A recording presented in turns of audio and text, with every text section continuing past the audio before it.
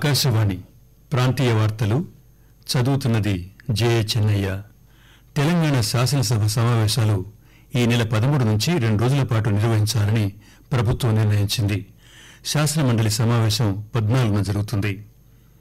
దేశంలో Covid రికవరీల rate 85.52% కొనసాగుతోంది. చిన్నారులపై లైంగిక దాడులు, మహిళలపై అత్యాచార కేసులను త్వరితగతిన పరిష్కరించేందుకు ఫాస్ట్ ట్రాక్ ప్రత్యేక కోర్టులను అందుబాటులోకి తెచ్చినట్లు రాష్ట్ర హైకోర్టు ప్రధాన న్యాయమూర్తి జస్టిస్ రాఘవేంద్ర సింగ్ చౌహాన్ అన్నారు. హైదరాబాద్ నగరంలో డివిజన్కు 1 చొప్పున 150 సంచార చేపల విక్రయ కేంద్రాలను ప్రయోగాత్మకంగా ప్రారంభించనున్నట్లు పశుసంవర్ధక మత్స్యశాఖ మంత్రి తలసాని శ్రీనివాస్ యాదవ్ ప్రకటించారు. తెలంగాణ శాసనసభ సమావేశాలు ఈ నెల 13 నుంచి 2 రోజుల పాటు నిర్వహించాలని ప్రభుత్వం నిర్ణయించింది. శాసనమండలి సమావేశం 14న జరుగుతుంది. వచ్చే మంగళవారం ఉదయం శాసనసభ సమావేశం, ఆ మరునాడు అంటే 14న ఉదయం 11 గంటలకు మండలి సమావేశం జరుగుతుంది. రాష్ట్ర హైకోర్టు సూచనను అనుసరించి గ్రేటర్ హైదరాబాద్ మున్సిపల్ కార్పొరేషన్ చట్టానికి ప్రతిపాదిస్తున్న సవరణల బిల్లును శాసనసభ చేపడుతుంది. అసెంబ్లీలో ప్రవేశపెట్టిన బిల్లునే మరునాడు మండలిలో ప్రవేశపెడతారు. కాగా సభలో ప్రవేశపెట్టే బిల్లులకు ఆమోదం తెలిపేందుకు రాష్ట్ర మంత్రిమండలి ప్రగతి భవన్లో రేపు సమావేశం కానుంది.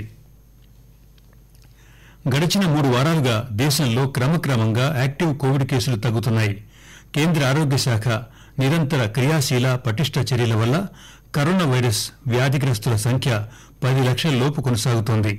గడిచిన 24 గంటల్లో 78,000 మంది కోలుకోగా యాక్టివ్ కేసుల సంఖ్య సుమారు 8,93,000కు తగ్గింది. ప్రస్తుతం రికవరీ రేటు 85.52% ఉంది. ఇప్పటి వరకు 59 లక్షల మంది కరోనా నుంచి కోలుకున్నారు. గడిచిన 24 గంటల్లో దేశంలో 70,496 కొత్త కేసులు నమోదయ్యాయి. దీంతో మొత్తం కేసుల సంఖ్య 69,06,152కు చేరింది.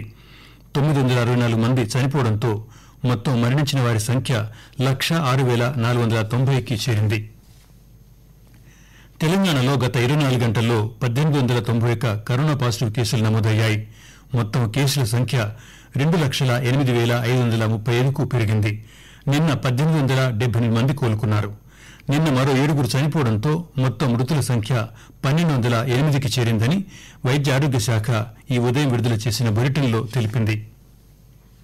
చిన్నారులపై లైంగిక దాడులు, మహిళలపై అత్యాచార కేసులను త్వరితగతిన పరిష్కరించేందుకు ఫాస్ట్ ట్రాక్ ప్రత్యేక కోర్టులను అందుబాటులోకి తెచ్చినట్లు రాష్ట్ర హైకోర్టు ప్రధాన న్యాయమూర్తి జస్టిస్ రాఘవేంద్ర సింగ్ చౌహాన్ అన్నారు. హైదరాబాద్ నుంచి వనపర్తి, నాగర్ కర్నూల్, నారాయణపేట్ ఫాస్ట్ ట్రాక్ కోర్టులను ఈరోజు వర్చువల్ గా ప్రారంభించారు. గత 8 దశాబ్దాల్లో పోస్కో కేసులు 6 రెట్లు పెరిగాయని, ఇది ప్రమాదకరమైన పరిస్థితి అని అంటూ ఇప్పుడున్న మహమ్మారి కన్నా తీవ్రమైనదని వివరించారు. రాష్ట్రంలో సుమారు 6,000 పెండింగ్ కేసులున్నాయని, జిల్లా కోర్టుల్లో భారీ సంఖ్యలో పోక్సో పెండింగ్ కేసులున్నాయని ప్రధాన న్యాయమూర్తి చెప్పారు. Presently, there are about more than 6,000 POCSO cases in the state. As far as Nagar Kurnool is concerned, it has 132 POCSO cases, Vanaparthi 128, and Narayanpet 102. The oldest cases are taken up as the first set of cases the moment we get back to our normal way of functioning. Nizamabad స్థానిక సంస్థల MLC స్థానానికి ఈరోజు polling జరిగింది. సాయంత్రం 5 గంటలకు ముగిసింది. శాసనమండలి సభ్యునిగా పనిచేసిన భూపతి రెడ్డి అనర్హుడు కావడంతో ఈ స్థానానికి ఖాళీ ఏర్పడింది. టీఆర్ఎస్ అభ్యర్థిగా ముఖ్యమంత్రి చంద్రశేఖరరావు కుమార్తె కల్వకుంట్ల కవిత ఈ స్థానం నుంచి పోటీ చేస్తున్నారు. నిజామాబాద్ పార్లమెంటు స్థానం నుంచి 2019 ఎన్నికల్లో కవిత బీజేపీ అభ్యర్థి చేతిలో ఓడిపోయారు. కవితతో పాటు బీజేపీ తరపున లక్ష్మీనారాయణ, కాంగ్రెస్ తరపున సుభాష్ రెడ్డి పోటీ చేస్తున్నారు.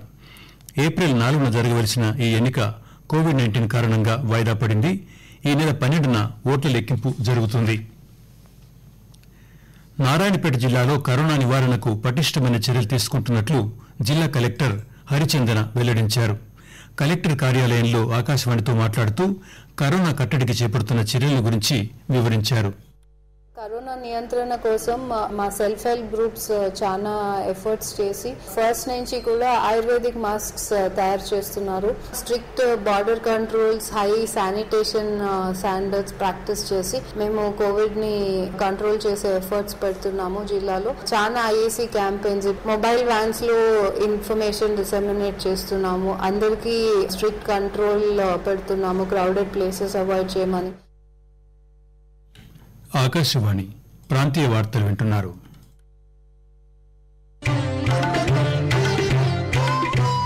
కరోనాపై విజయానికి ప్రజల భాగస్వామ్యం కీలకం. రండి, ప్రధానమంత్రి పిలుపునిచ్చిన జన్ ఆందోళన్ ప్రజా ఉద్యమంలో పాలుపంచుకోండి.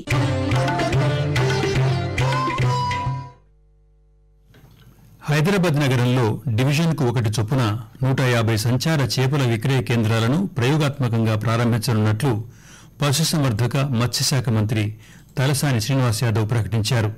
మాసాబ్ ట్యాంక్లోని జాతీయ సముద్ర ఉత్పత్తుల ఎగుమతి అభివృద్ది సాధికార సంస్థ ఉప ప్రాంతీయ కార్యాలయాన్ని ప్రారంభించిన అనంతరం ఆయన విలేకరులతో మాట్లాడుతూ కోవిడ్-19 మహమ్మారి కాలంలో రోగ నిరోధక శక్తి పెంచడానికి వైద్యులు కూడా చేపలు తినాలని సూచించారని చెప్పారు.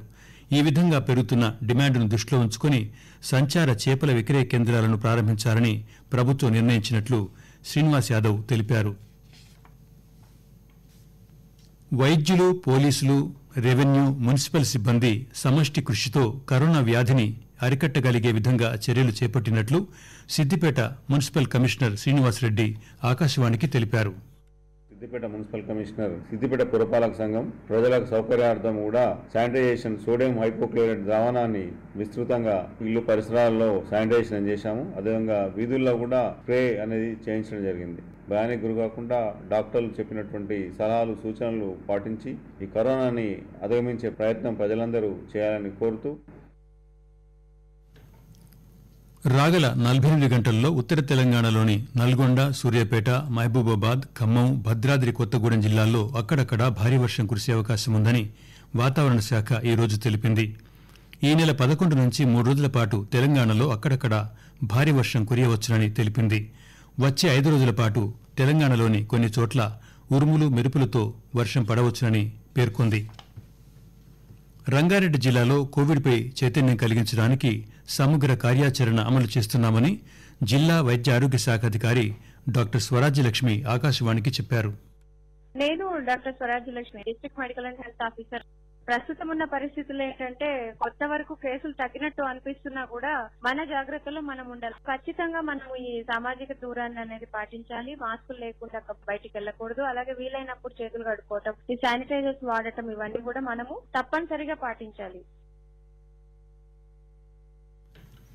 ప్రపంచ ఆహార కార్యక్రమం ఈరోజు 2020 సంవత్సరానికి నోబెల్ శాంతి బహుమతిని అందుకుంది. ప్రపంచవ్యాప్తంగా ఆకలిని, ఆహార భద్రతను పారదోలే విషయంలో చేసిన విశిష్ట సేవలకు గాను ఈ పురస్కారం లభించింది.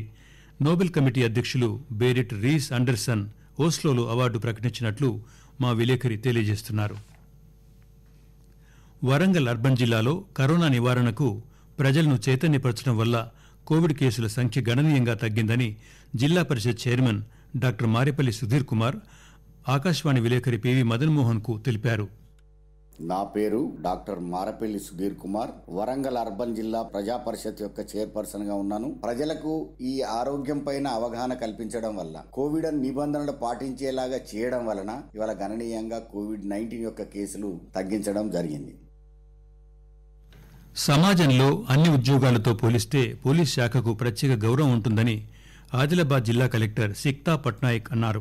ఈరోజు పోలీస్ శిక్షణా కేంద్రంలో హైదరాబాద్ సిటీ పోలీసుకు చెందిన సివిల్ కానిస్టేబుళ్ల శిక్షణ ముగింపు సందర్భంగా దీక్షాంత్ పాసింగ్ అవుట్ పరేడ్ నిర్వహించారు.